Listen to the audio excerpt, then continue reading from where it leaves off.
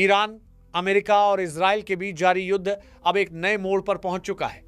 हालांकि इस युद्ध को बढ़ाने में अमेरिका का ही हाथ था, लेकिन अब खुद अमेरिका लाख कोशिश कर रहा है, फिर भी यह युद्ध रुकने का नाम नहीं ले रहा है। और पिछले 24 से 48 घंटों में हालात रातों रात इस तरह बदल गए हैं कि जो सप्लाई चेन प्रभावित हुई थी, उसका असर अब भारत पर साफ साफ दिखाई देना शुरू हो गया है। अब तक सिर्फ यह आशंका जताई जा रही थी कि कहीं इस बार भी कोरोना जैसा लॉकडाउन न लग जाए, लेकिन अब सच्चाई सामने आनी शुरू हो गई है। भारत में पेट्रोल पंपों पर कहीं लंबी लाइनें देखी जा रही हैं, तो कहीं खबरें आ रही हैं कि कई पेट्रोल पंपों पर स्टॉक ही खत्म हो चुका है, क्योंकि ईरान, इजराइल और अमेरिका के बीच जारी युद्ध रुकने का नाम नहीं ले रहा है। और दूसरी तरफ इसकी वजह से दुनिया भर की सप्लाई चेन इस तरह प्रभावित हुई है कि अब भारत के कई पेट्रोल पंपों पर नो स्टॉक का साइन बोर्ड लगा दिया गया है। अगर ताजा अपडेट की बात करें तो छोटे शहरों की तो बात ही छोड़ दें, बल्कि दिल्ली, मुंबई, चेन्नई और कोलकाता जैसे बड़े शहरों के पेट्रोल पंपों पर भी फ्यूल का स्टॉक नहीं मिल रहा है। ऐसे में सवाल यह उठता है कि क्या इकोनॉमिक लॉकडाउन शुरू हो चुका है और भारत में जो कई पेट्रोल पंपों पर फ्यूल नहीं मिल रहा है, क्या उसकी सप्लाई स्थिर होने की संभावना है या इसके पीछे कोई और समाधान मौजूद है?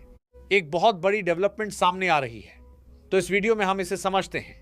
लेकिन भारत चुपचाप तमाशा देखने के बजाय पूरी स्थिति को मॉनिटर करके तैयारी भी कर रहा है। सबसे पहले यह समझना जरूरी है कि इजराइल, ईरान और अमेरिका के बीच जारी युद्ध की स्थिति बहुत नाजुक है। ऐसे में यह युद्ध रुकेगा या लंबे समय तक चलेगा, इसके बारे में कुछ भी कहना मुश्किल है, क्योंकि पिछले 24 से 48 घंटों में हालात और ज्यादा गंभीर हो गए हैं। ताजा रिपोर्ट्स के मुताबिक ईरान ने पहली बार लगभग 4000 किलोमीटर तक मार करने वाली बैलिस्टिक मिसाइलें दागकर अमेरिकी और ब्रिटिश सैन्य ठिकानों को निशाना बनाया है, जिससे यह साफ हो गया है कि अब युद्ध सिर्फ इजराइल तक सीमित नहीं रहा, बल्कि अमेरिका भी सीधे इसमें शामिल हो गया है। दूसरी तरफ इजराइल ने भी ईरान के अंदर गहराई तक हवाई हमले तेज कर दिए हैं और मिसाइल और न्यूक्लियर ठिकानों को निशाना बनाया जा रहा है। हालात अब एक मल्टी फ्रंट वॉर की शक्ल लेते दिखाई दे रहे हैं। ईरान समर्थित संगठन हिजबुल्लाह ने 24 घंटों में इजराइल पर 50 से ज्यादा हमले किए हैं, जबकि ईरान की मिसाइलों के यरूशलेम तक पहुंचने की खबरें भी सामने आई हैं। इसके जवाब में इजराइल लगातार जवाबी हमले कर रहा है और लेबनान सहित अन्य इलाकों को भी निशाना बना रहा है। साथ ही खाड़ी क्षेत्र में अमेरिकी सैन्य ठिकाने और ऊर्जा केंद्र भी अब निशाने पर आ रहे हैं, जिससे पूरे मिडिल ईस्ट में युद्ध फैलने का खतरा बढ़ गया है।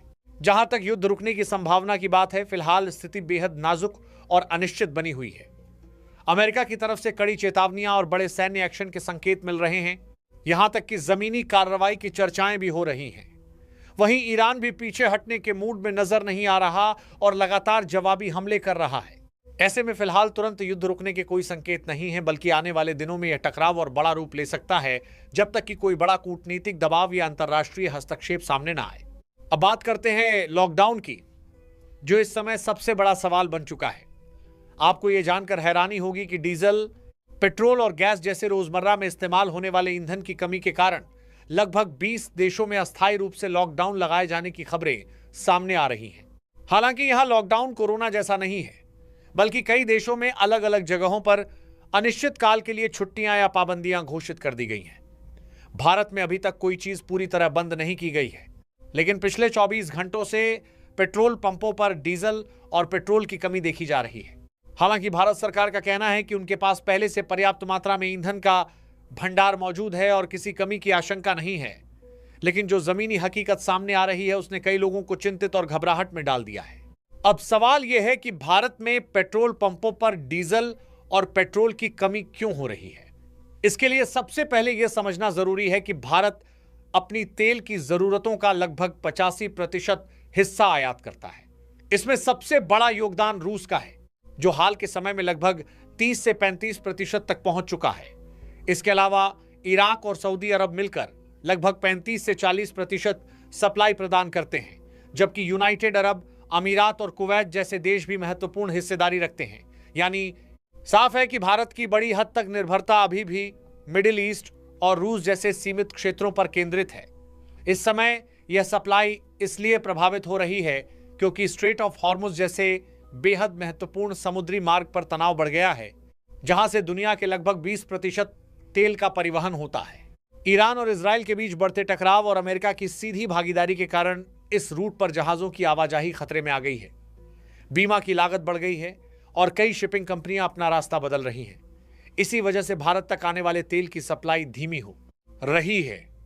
कीमतों में उतार चढ़ाव बढ़ रहा है और आगे चलकर पेट्रोल और डीजल पर भी इसका असर दिखाई दे रहा है। फिलहाल हमें इतना ज्यादा घबराने की जरूरत नहीं है, क्योंकि स्ट्रेट ऑफ हॉर्मुज को लेकर जो सबसे बड़ा डर था उसमें अब आंशिक राहत मिली है। ईरान ने साफ तौर पर कहा है कि मित्र देशों जैसे भारत के जहाजों को नहीं रोका जाएगा, लेकिन शर्त यह है कि वे गैर शत्रुतापूर्ण हों और ईरान के नियमों का पालन करें।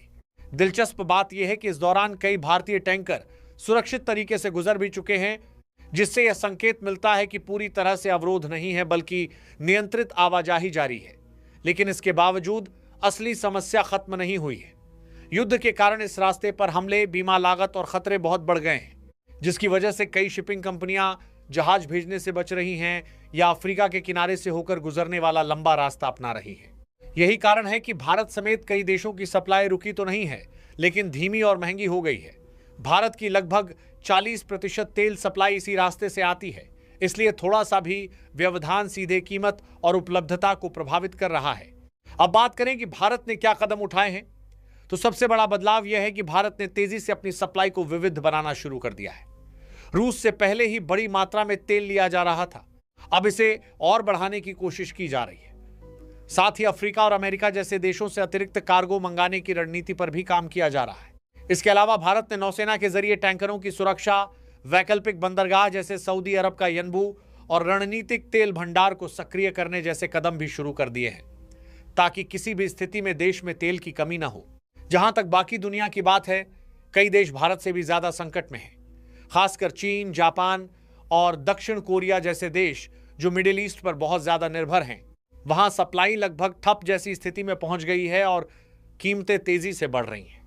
कुछ देश अपने भंडार पर चल रहे हैं, तो कुछ नवीकरणीय ऊर्जा और वैकल्पिक सप्लाई की ओर शिफ्ट कर रहे हैं, और कई देशों में हालात इतने ज्यादा खराब हो चुके हैं कि अस्थायी रूप से छुट्टियां घोषित की जा रही हैं, जिससे उनकी अर्थव्यवस्था धीमी हो रही है।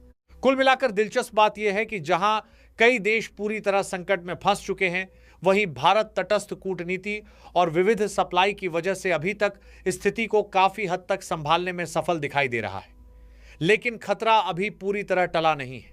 फिलहाल आपकी जानकारी के लिए बता दें कि भारत के पास आपात स्थिति से निपटने के लिए स्ट्रेटेजिक पेट्रोलियम रिजर्व यानी SPR मौजूद है, जिसमें देश ने विशाखापट्टनम, मंगलुरु और पाडुर जैसे स्थानों पर लगभग 5.3 मिलियन टन कच्चा तेल स्टोर कर रखा है।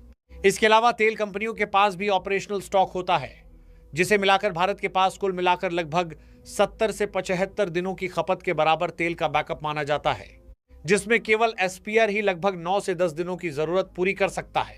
फिलहाल आपको क्या लगता है, क्या अब इस युद्ध को समाप्त हो जाना चाहिए या अभी नहीं? क्योंकि अगर युद्ध जल्द समाप्त नहीं होता तो सप्लाई चेन का व्यवधान और ज्यादा बढ़ सकता है। इसलिए आप लोग कमेंट में अपनी राय जरूर दें और इस वीडियो को लाइक करके अपने दोस्तों तक जरूर शेयर करें, ताकि उन्हें भी जानकारी मिल सके।